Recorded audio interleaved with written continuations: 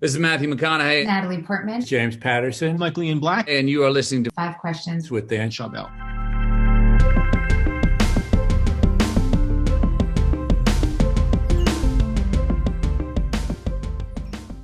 Keltie, welcome to Five Questions. Thank you so much for having me.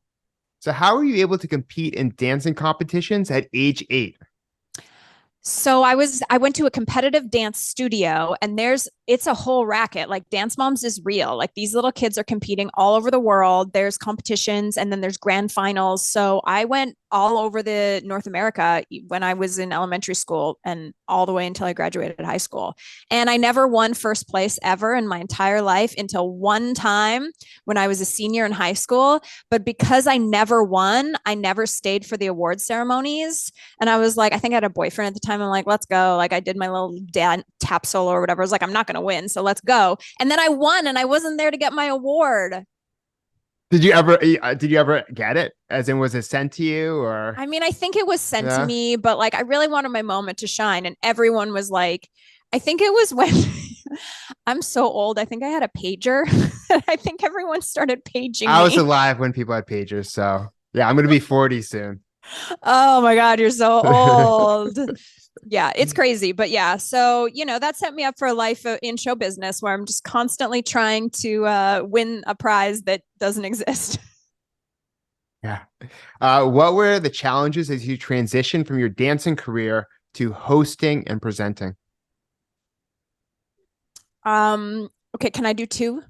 Absolutely. Okay. So my first challenge is very vain.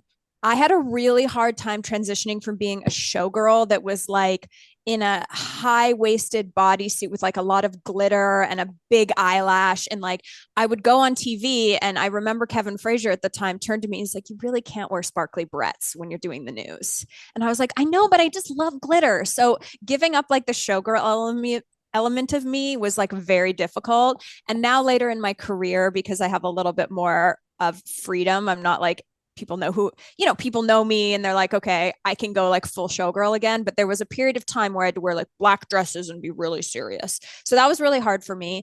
And then the hardest thing is that, I love being a television host. I love hosting live events. I love creating shows like SUPERFAN, and those moments are the highlights, but nothing compares to being on stage. When I was a Radio City Rockette for, those 6 years, like walking out on the stage to, thousands of people and watching the joy in their face and being a part of a live performance is everything. So that's why I prefer to do live TV now. Yeah, I've talked to a lot of artists over the course of my career, and they typically say that they love performing on stage because of the connection to the audience and the energy that they feel, rather than, being in a recording studio, for instance, and being around maybe no one in that studio, or maybe a producer. Yeah, it's kind of lonely, there's just something about being up close to people. And so, yeah, I'm not technically a people person. I'm a little bit of a homebody, but I do miss being, with the girls in a tap shoe, like walking out on stage and seeing people. And I guess I'm just really missing the clapping for me. There's not enough clapping for me in television hosting. Nobody's clapping. Or is it that fake clapping? Well, no, like you finish your, like I'll go to E-News tonight and I'll finish the show, and everyone, like the guys just like put the covers on the camera, and we walk out, we're like, hey, see you tomorrow. Like, nobody's clapping. Where's the clapping? I need positive reinforcement. You just gotta clap for yourself. I'm like, great job, Keltie. You really read that teleprompter tonight. You got to give yourself a self high five. I guess. God, so depressing. So congrats on your new show. What inspired the show SUPERFAN, and what were the steps you took to make that show a reality? Great question. So for SUPERFAN, I wanted to make a show where the people competing did not need a talent. You need too much talent to be on television. America's Got Talent. America's Got Talent, The Voice, American Idol, any of these shows, you got to be able to sing. You need to be able to light yourself on fire. You need to be able to do magic. Like, what about the rest of us and the regular normies of the world that their talent is like putting together their outfit for the Taylor Swift Eras tour? or like knowing every word to Third Eye Blind. Like those are the talents I care about. And what I really wanted was just a show for the normies. And so SUPERFAN is a fan competition with the biggest stars in the world, and the fans compete to be named the number one SUPERFAN, and they win. The number one SUPERFAN wins like a crazy prize. Like for instance, the Gloria Stefan episode, she's like, oh yeah, you can have the congas, like from the congas video. She's like, I'm going to sign them. I have in my house. You can have those, like iconic. And then I'm going to fly you to Miami and I'm put you up in my hotel for a few days. And then on Saturday night, you're going to come to my house on Star Island and I'm going to cook you dinner. Like what a prize, you know? And so, and people want experiences too. Like that's much more special to someone rather than, you know, getting some random object or $100 or whatever. Well, I think the way that stars, now that the music business is imploding, I think the way that stars are making money is by selling these VIP packages where it's like, get a meet and greet, get a signed thing. So all of that is sort of available for the right price for most artists. So I really wanted the prize to be something that like you could not buy, you know, that's fit for like the number one SUPERFAN. And so I really have dreamt of hosting a music show since I started hosting. My first hosting job was actually being a music VJ for Live Nation. Then I was at Fuse News for a while, and then I've been on the music beat for over 10 years. And so this is really meaningful that it's a music show. I'm married to a music manager. I love music. I've slept with a lot of musicians in my 20s. Like I feel like I'm just ready to do a music show. Yeah, I really like this whole idea of almost redefining talent. Like when a lot of people look at these the shows that you mentioned, they think, "Oh, I need to be like that in order to get noticed." But it's these other little intricacies that we might be talented in. Like maybe you cook a certain, you know, fish a good way that people love, or something really like simple and basic that you might take for granted, but a lot of other people think is cool. Yeah, and the talent is like just your undying devotion to the thing that you love. And I think that as the world expands and we get bigger and more inundated by, you know, all of the metaverse and, you know, how big the world is and how connected we are with the world, what feels very comfortable to me is finding my little niches on the internet. Like the internet and this AI and everything you can get at the touch of a hand is way too big. It's way too overwhelming. So what I like is like my little book club on Facebook. And what I like is like crocheting clothes club, you know, on that I follow on Instagram. Like everyone can find their little niche. And so this is like a celebration of these little niches under the huge umbrella of the biggest music stars in the world.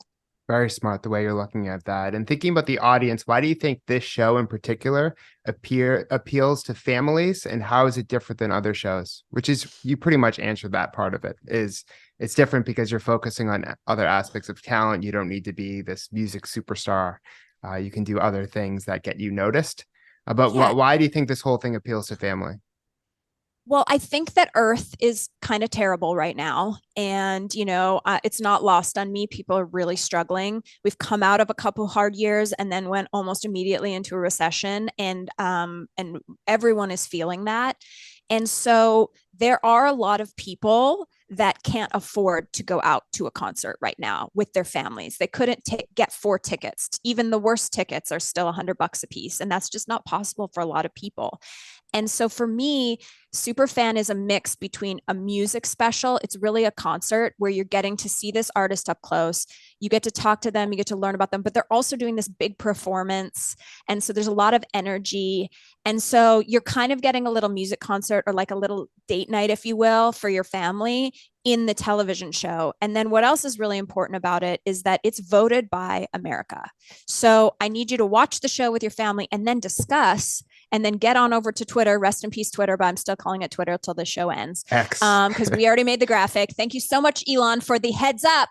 You know, you need to go on Twitter and you're going to actually vote for the SUPERFAN. So it's up to America who's going to win this prize. And so I think that's what makes it really different. And I think that it is completely family friendly, completely safe to watch with everyone. And I when I got the first cuts of the show, I watched it with my parents who were like ride and died, retired CBS fans. My dad doesn't know who LL Cool J is. I mean, he's seen him host the Grammys and he watches NCIS LA probably, but like he's not he doesn't know doing it and doing it and doing it well. And by the end of it, my dad is screaming at the TV, giving what he thinks is the answer to the multiple choice trivia that these fans are having to do. And he's so into it. And I was like, you know what? This worked exactly the way I wanted to. It's a play at home show. You play along with the fans as you go. And it's, I don't know. I just really, I love the format so much. And I think it's really unlike anything that's out there. Yeah, different levels of engagement and different types of entertainment that appeals to different people. Like you were just saying, different generations that, because a family is made up of multiple generations, that aspects appeal to everyone in the family. So that really works well. And it's exciting. Yeah. Thank you. And the other thing I was going to say is that, you don't have to be a fan of whoever the artist is that night to enjoy the show. And I think that's what's really special is, you're a podcast host and do so many other things, but, you have this interest in like the brain of a creative and the human connection and like how people do what they do. And so like, for instance, I love Gloria Estefan. I think she's amazing. I wouldn't say I'm like the number one Gloria Estefan fan, like she just wasn't, I'm a Shania Twain diehard because I'm a country music girl, but then spending that hour with Gloria, like I fell in love with her. I fell in love with her story, with her compassion, with her husband, with, her ability to overcome, her resilience, her music. Like you really learn so much about people. It's like watching a documentary on a subject that you had no idea about. And then by the end of the documentary, you're like, wow, I want to learn more about this person. So I don't want people to be scared when they're like, oh, it's the Pitbull episode. I don't like Pitbull. I don't like his music. I don't like those sexy girls that dance next to him. It's not what you're expecting. It really is, you don't have to be a fan of the person. It's really about the fans and their story and the play along. And people aren't one dimensional. I mean, you just brought up Pitbull. Like he's also known, he appeared on a few episodes of Shark Tank because he gets involved in various aspects of the business world, the philanthropist. So like people have different aspects to them that you can also explore. I had no idea when I was researching the show. I had no idea he's opened like 13 schools for I didn't even underserved communities. Like he has academies that he like, and he's very quiet about it. And so learning this stuff about him was fascinating and so wonderful. And I was like, oh, you aren't just like booty pops and hot club songs, like it's really special. And I know that everyone thinks their baby is the cutest and prettiest, but like, I do really feel deeply in my heart that like, this is a show that the world really needs. And I'm just praying that everyone enjoys it and feels their heart warm and a little bit of inspiration and a little bit of happiness in sort of like this rough time from it. And what's your best piece of career advice? My best piece of career advice comes from a tweet rest in peace, Twitter, from Mindy Kaling in 2014 that I've printed out in my office. And it is, why the F not me should be your motto. I believe in this so much. I feel like my advice is someone is going to get the gig. Someone's going to do the thing that you're watching and that you're jealous of, that you wish you were doing, whether it be go to this school, get into this school, change the world, host a television show, write a book, whatever that thing is that you're like, oh, well, no, that's for other people. It's not, it's for you. It takes determination. It takes more hard work. It takes a lot of tears. It takes resilience. It takes longer than you think it's ever going to take, but it is yours for the taking. I am a girl that was born to a mechanic dad, a school teacher mom from Sherwood Park, Alberta, Canada. You can't imagine what that place is like. And I somehow ended up in Hollywood, hosting my own primetime network show and creating it. Like, you just have to go for it. I think that makes a lot of sense. God, was that too close to follow your passion?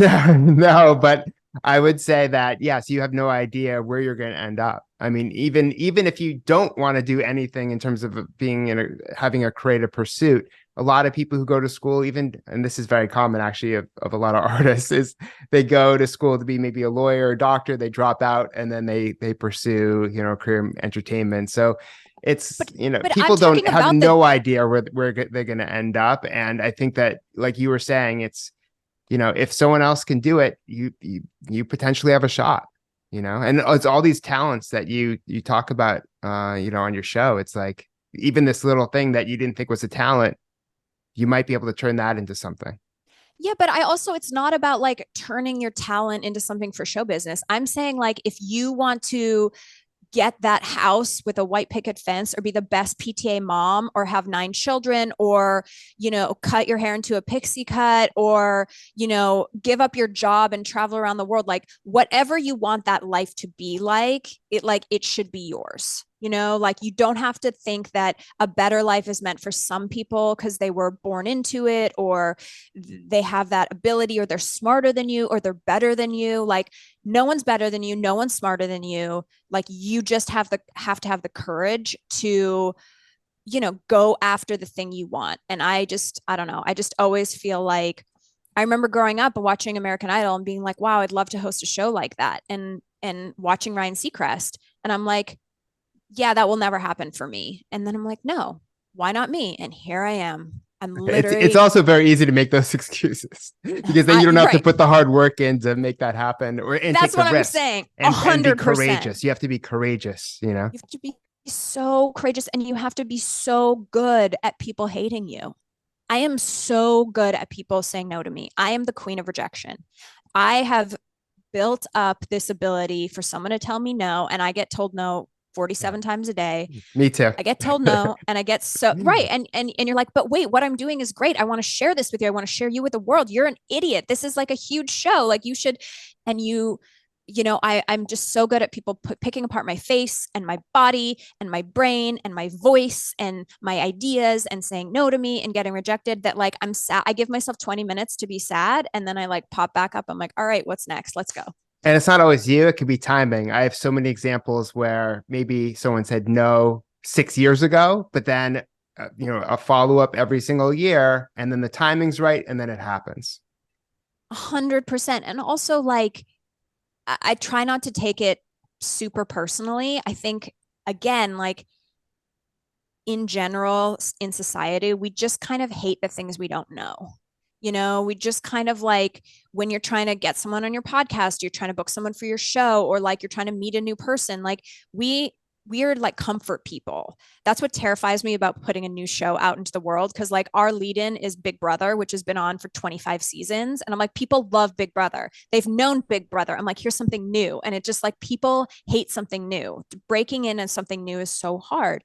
And you just have to keep going and keep going. And eventually everyone's like, whoa, I saw that. And now I want to be on it, and that happens. But I don't know. I think there's a part of me that's like excited for people to hate watch and like to not like our show or like not like one of the contestants. Sorry. Because like then that'll get the conversation going. Like my mom always says to me, like, Keltie, if you don't have haters, you ain't, and that's kind of true. So I love when people tell me no. I mean, I hate it in the moment, but then it just makes me work harder. And I'm like, well, now the next time I have like a little list of like dead to me people. And I'm like, the next time you come and you're like, oh, I really want to be on your thing. I'm like, oh, I'm so sorry. You told me no 4 years ago when I really needed you to say yes. And my pitch was so good. And now you're dead to me. Oh, God. Okay, I'm petty like that. I love Dan's it. like, okay, oh, God, no one's ever dead to me. I'm a really nice guy. I used to be more like that. I've actually changed and evolved because you don't know what they're going. There's all these elements that are in play, but in general, yes, I think that's everything you just shared is really great advice, and I appreciate you being on the show. I appreciate you.